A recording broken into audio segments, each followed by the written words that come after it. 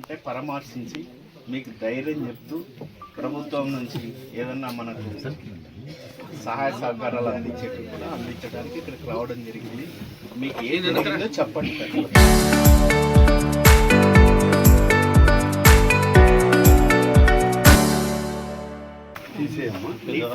ఆ పిల్లోడు ఈ పిల్లోడు ఎక్కువ తెలుగుదేశంకే పోతాడు. పోయేదానికి అది మంటపడి ఇంకోటేంటి, మన వాళ్ళంతా ఇప్పుడు రాష్ట్రం నుంచి అంతమంది రావడం జరిగింది ఇక్కడికి.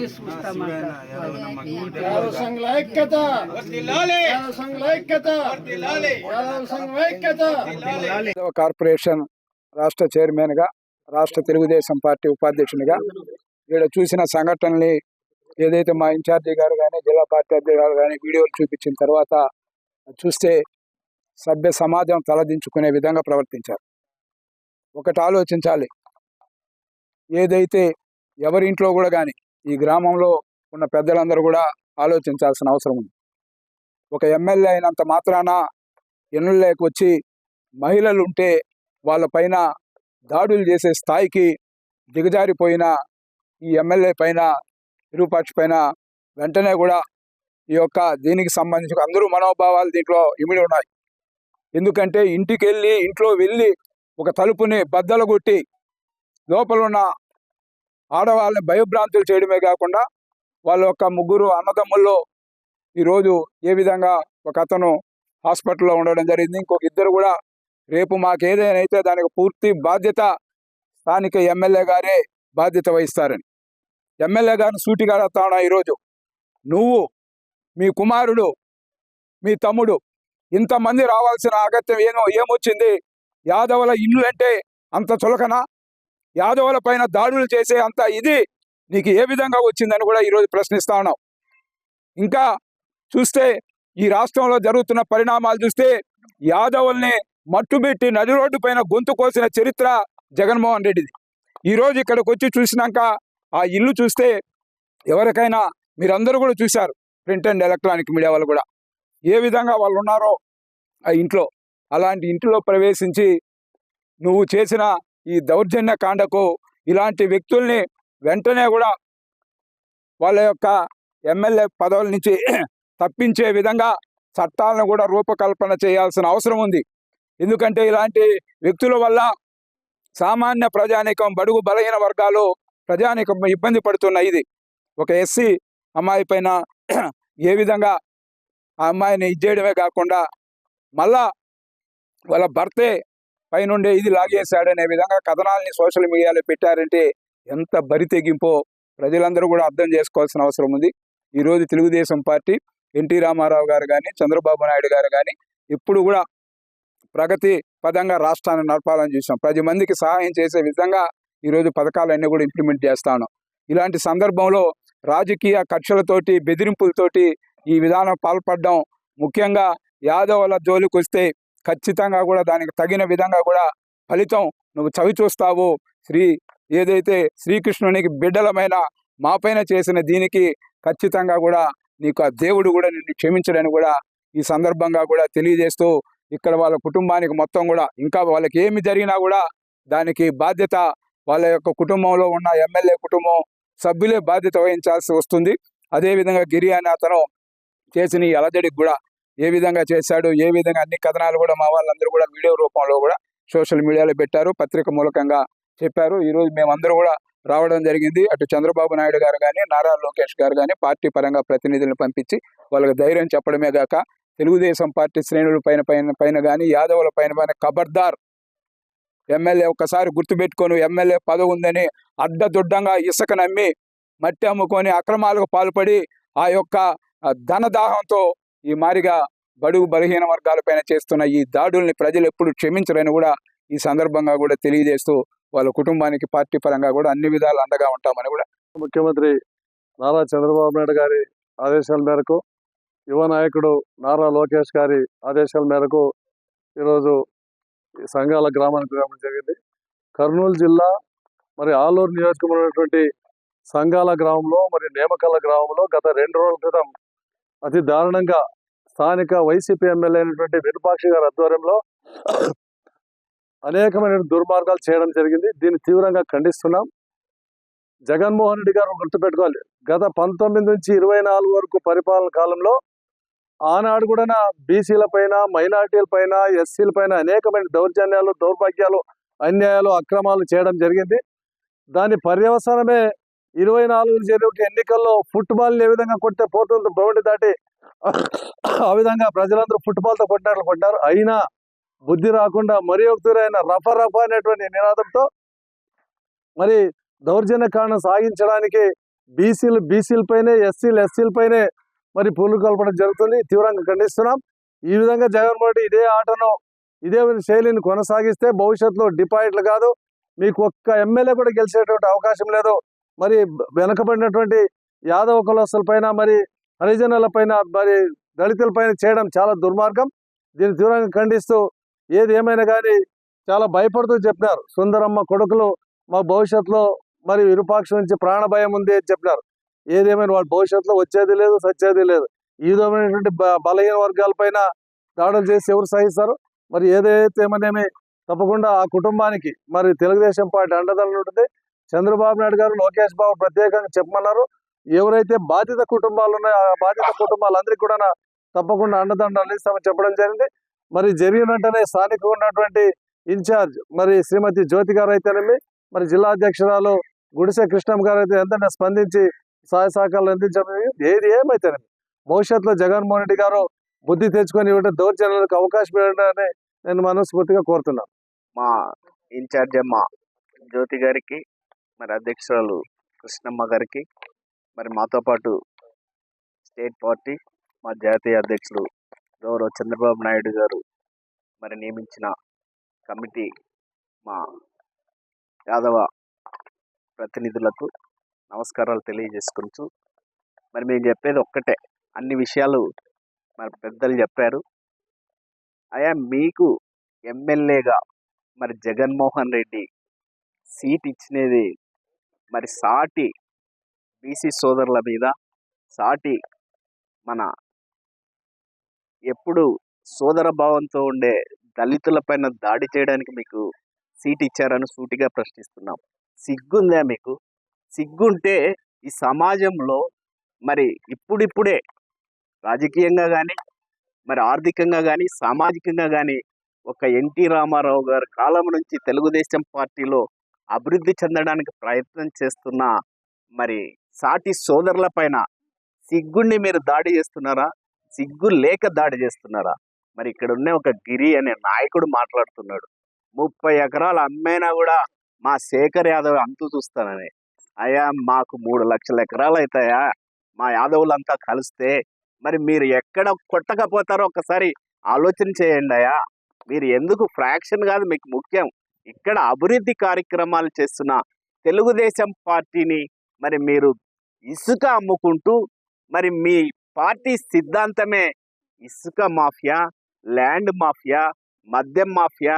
మరి ఇవి మీరు ఇప్పటికైనా మీరు ప్రజలు బుద్ధి చెప్పి 11 సీట్లతో మీరు మడసంగా ఉండనని చెప్తే, మీరు ఈ విధమైన అకృత్య ఇల్లీగల్ యాక్టివిటీస్ చేసుకుంటూ మరి మా నాయకులు అడ్డుపడితే మీరు ఇళ్లపైన దాడి చేసి, మన రాయలసీమలో ఒక్కటే ఆడవాళ్ళ పైన కానీ, మరి చిన్నపిల్లల పైన కానీ ఎప్పుడే కానీ కొట్లాటల్లో చేయి చేసుకున్న పరిస్థితి ఎక్కడా ఉండదు.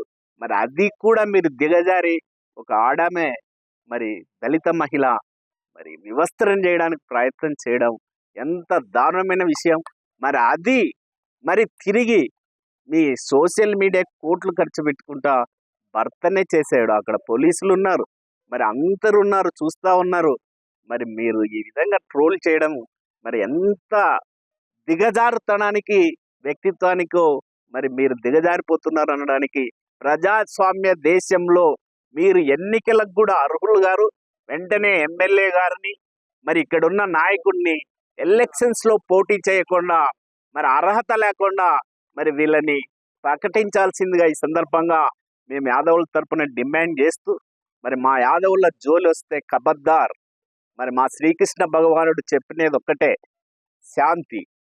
మరి ఎక్కడైనా కూడా ప్రజలు సుఖశాంతులతో ఉండాలి, ధర్మం మొత్తం మరి ప్రపంచమంతా ఉండాలని చెప్పాడు. మీరు అధర్మానికి వచ్చి మా యాదవుల పైన దాడి చేస్తూ ఉన్నారు. ఖబర్దార్, మేము ఎంత చూస్తాం. మరి మీరు ఇలాంటిది పునరావృతమైతే ఈ సందర్భంగా తెలియజేస్తూ, మరి మా జాతీయ తెలుగుదేశం పార్టీ అధ్యక్షులు ముఖ్యమంత్రి వర్యులు నారా చంద్రబాబు నాయుడు గారు, జాతీయ వర్కింగ్ ప్రెసిడెంట్ మా నారా లోకేష్ బాబు గారి ఆదేశాలు ఇక్కడ ఒక్కటే. మీరు ఇక్కడ ఉన్న మా కుటుంబాలు ఏం భయపడాల్సిన అవసరం లేదు. పార్టీ అండగా ఉంటుంది. మరి ఇక్కడున్న జ్యోతమ్మ గారు ఏమి సామాన్యమైన కుటుంబం నుంచి వచ్చినది కాదు. ఆమె తలుచుకుంటే ఖచ్చితంగా ఇంతకింతకు చేయగల సామర్థ్యం ఉన్న వైకుంఠం ఫ్యామిలీ నుంచి వచ్చిన ఆమె. కానీ పార్టీ కట్టుబాట్లకు క్రమశిక్షణ కట్టుబడి ఊరికే ఉంది. కానీ లేకపోతే మరి మీరే తెలుగుదేశం పార్టీ ఏదైతే కమిటీని పంపించారో వాళ్ళందరూ కూడా ఇప్పుడు బాధిత కుటుంబాల ఇళ్ళకి వెళ్ళి అక్కడ పరిస్థితులను చూసుకొని చాలా బాధ కలిగింది అందరికీ కూడా. ఎందుకంటే జగన్మోహన్ రెడ్డి గారిని మనం దాదాపు ఎప్పుడైతే ఆయనకి ప్రతిపక్ష హోదా లేదో అప్పటి నుంచి కూడా ఆయన ఏం చేయాలి, ఏ విధంగా ప్రజల్లో అలజడులు సృష్టించాలి అని చెప్పి ఒక ప్రణాళిక వేసుకున్నట్టు కనిపిస్తుంది. మొన్న మనం చూసాం సీతారా అప్పలరాజు కొడుకు చేసినటువంటి యాక్సిడెంట్. అక్కడ కూడా దానయ్య అనే వ్యక్తిని చంపితే ఏ విధంగా ఆయన మాట్లాడాడు, ఏ విధంగా సమాజానికి ఒక ఇన్ఫర్మేషన్ అంటే పంపించాడు, మెసేజ్ పంపించాడని మనం చూసాం. ఇక్కడ ఒక బీసీ ఎమ్మెల్యే విరూపాక్ష గారు ఉన్నా కూడా తోటి బీసీల మీద, ఎస్సీల మీద, దళిత సామాజిక వర్గానికి చెందిన మీద, మరీ ముఖ్యంగా వాల్మీకి బోయకి సంబంధించిన వ్యక్తి కారును కూడా ధ్వంసం చేయడం అనేది ఆయన ఒక బీసీ అయి ఉండి కూడా సిగ్గుపడాలి అని చెప్పి ఈ సందర్భంగా నేను తెలియజేసుకుంటున్నాను. ఎందుకంటే మీకు అవకాశం ఇచ్చారు ఇక్కడ ఆలూరు ప్రజలు, మీరు సేవ చేసి ఇంకా ప్రజల మనసుల్ని గెలవాలి తప్పితే ఇట్లా మీ గొడ్డెల పార్టీ సంస్కృతి అయిన దాన్ని ఇక్కడ మీరు ఊర్లోకి వచ్చి ఒక రౌడీల్ని వెనకేసుకుంటూ వచ్చి ఈరోజు అమ్మ వాళ్ళ ఇండ్ల మీద నిజంగా ముస్లిం అయితే భయపడుతుంది, ఇప్పటికీ కూడా భయపడుతుంది. మాకు ప్రాణానికి హాని ఉంది ఎమ్మెల్యే విరూపాక్షి ద్వారా అని చెప్పి వాళ్ళు భయపడుతున్నారు. అదేవిధంగా సుచిత్ర దళిత మహిళ చెందిన ఆమె కూడా ఈరోజు మాన ప్రాణాలకి ఎక్కడ ఉంది. ఇప్పుడు మీరు ప్రతిపక్ష హోదా లేకున్నా కూడా మీరు ఇంత దమనకాండ చేస్తున్నారే, నిజంగా అధికారులు ఉంటే ఏ విధంగా చేస్తున్నారని ఈ బాధిత కుటుంబాలన్నీ కూడా భయపడుతున్నాయి. కాబట్టి విరూపాక్షి గారు నిజంగా చెప్తున్నాను, మీరు ఇట్లాంటి పనులు చేయకూడదు. ఒక బీసీ అయి ఉండి కూడా ఇలాంటి పనులు చేయడం సిగ్గు చేయటం అని చెప్పి ఈ సందర్భంగా తెలియజేసుకుంటాను. మనతోటి బీసీలకు, మనతోటి దళితులకు మనమే హాని కల్పిస్తే ఇంక ఎవరికి చెప్పుకోవాలి వాళ్ళు? మీకు ఎమ్మెల్యే అవకాశం ఇచ్చింది అభివృద్ధి చేయమని, మీకు అభివృద్ధి చేత కాకపోతే నేను మొన్ననే చెప్పాను, మీరు అసెంబ్లీకి వెళ్లకుండా ఆలూరు ప్రజల సమస్యలు అసెంబ్లీలో మాట్లాడకుండా ఇక్కడ కేవలం ఆలూరు ప్రజల్లోన భయభ్రాంతులకు గురి చేసే విధంగా మాట్లాడుతుండడం తప్పు అని మేము మొన్ననే ఒక నెల క్రితం కూడా చెప్పడం జరిగింది. కాబట్టి ఇప్పటికైనా మీరు బుద్ధి తెచ్చుకోండి ఇలాంటి వాటికి. ఎందుకంటే ఎమ్మెల్యే అయితే ఇంట్లోకి వెళ్ళి దౌర్జన్యం చేయాలని ఏదైనా రూల్ ఉందా? అంటే మీ గొడ్డెల పార్టీ నాయకుడు చెప్పాడా? మీరు మారాలి. మీరు బీసీలు, వాళ్ళు బీసీలకు బీసీలే సపోర్ట్ చేయకపోతే ఇంకెవరు చేస్తారు?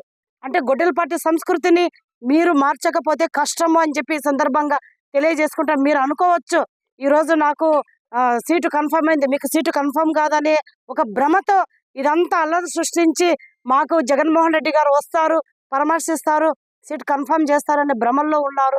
అది తప్పు. ప్రజాస్వామ్యబద్ధంగా ఉండండి. నిజంగా మీ కార్యకర్తలకు ఏదైనా అన్యాయం జరిగింటే పోలీసులకు చెప్పాలి, చట్టం తన పని దాన్ని చూసుకుంటుంది. అలా కాకుండా మీరే ఇదంతా ఇసుక వ్యాపారం చేసి, మీరే ఇసుక దందా వ్యాపారం చేసి అంతా చేసి మళ్ళీ మా కార్యకర్తల పైన, సామాన్య బీసీల పైన, దళితుల పైన దాడి చేయడం కరెక్ట్ కాదు. ఇప్పటికైనా మీరు మీ పంత మార్చుకోండి అని చెప్పి ఈ సందర్భంగా తెలియజేసుకుంటారు. ఎమ్మెల్యే విరూపాక్షి మన ఈ సంఘాల గ్రామంలో, నేమకల్ గ్రామంలో వచ్చి ఒక వైసీపీ గూండాలను తీసుకొని వచ్చి దాదాపుగా 200 మందితో ఇక్కడ గొడవలు సృష్టించడం జరిగింది. ఫస్ట్ ఇక్కడ మన యాదవ్ కులానికి చెందిన శేఖర్ వాళ్ళ ఇంటికి వచ్చి ఆ అబ్బాయిని గాయపరిచి తలుపులు పగలగొట్టి ఇంట్లో ఉన్న మహిళలను కూడా భయపట్టి ఆ అబ్బాయిని తలపైన రాడ్లతో కొట్టడం జరిగింది. మీ అందరికీ తెలుసు. తర్వాత దళిత మహిళతో ఎవరైతే ఉన్నారో సుచిత్ర వాళ్ళ ఇంటికి వెళ్ళి వాళ్ళ భర్త లేని సమయంలో ఇంట్లోకి జొరబడి వాళ్ళ ఇంట్లో అన్ని వస్తువులన్నీ కూడా ధ్వంసం చేసి అమ్మాయిని నైటీ ఉంటే కూడా చింపేసి వచ్చారు. తరువాత బయటికి వచ్చిన తర్వాత వాళ్ళ భర్త వచ్చారు.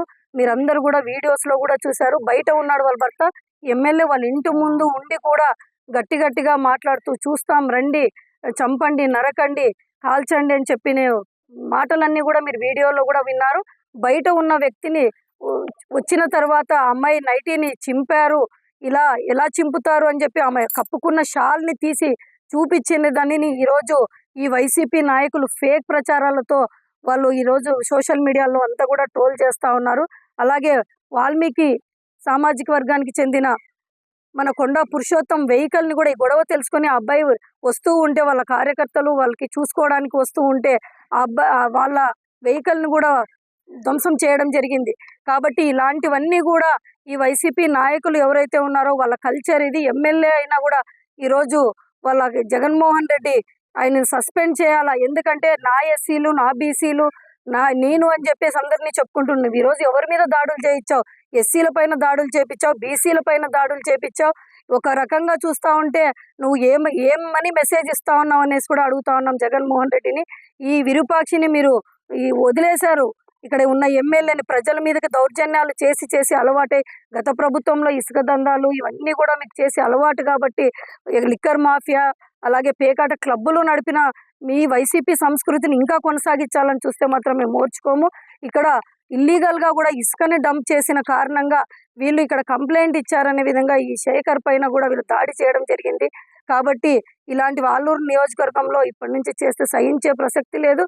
ఎమ్మెల్యే విరూపాక్షికి తప్పకుండా శిక్ష పడుతుంది. ఎవరైతే బాధిత కుటుంబాలు ఉన్నారో వాళ్ళందరికీ కూడా తెలుగుదేశం పార్టీ మా నాయకుడు చంద్రబాబు నాయుడు గారు, లోకేష్ గారు అండగా ఉంటారు.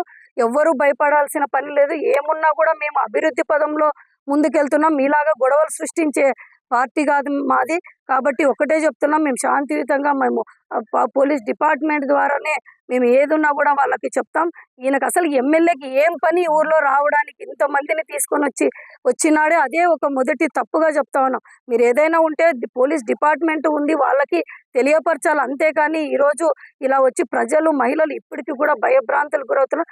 కాబట్టి మా తెలుగుదేశం పార్టీ, మా నాయకుడు, మేము అందరు కూడా ఇక్కడికి వచ్చిన నాయకులు అందరూ కూడా బాధిత కుటుంబాలకి తప్పకుండా అండగా ఉంటాం. జగన్మోహన్ రెడ్డికి ఒకటే చెప్తా ఉన్నాం, ఇలాంటి వాటిని మీరు ఇలాంటి ఎమ్మెల్యేని ప్రోత్సహిస్తున్నారంటే ఇది మీరు చెప్పి చేసినట్లుగా ఉంటుంది. కాబట్టి ఎమ్మెల్యేని ఫస్ట్గా సస్పెండ్ చేయాలని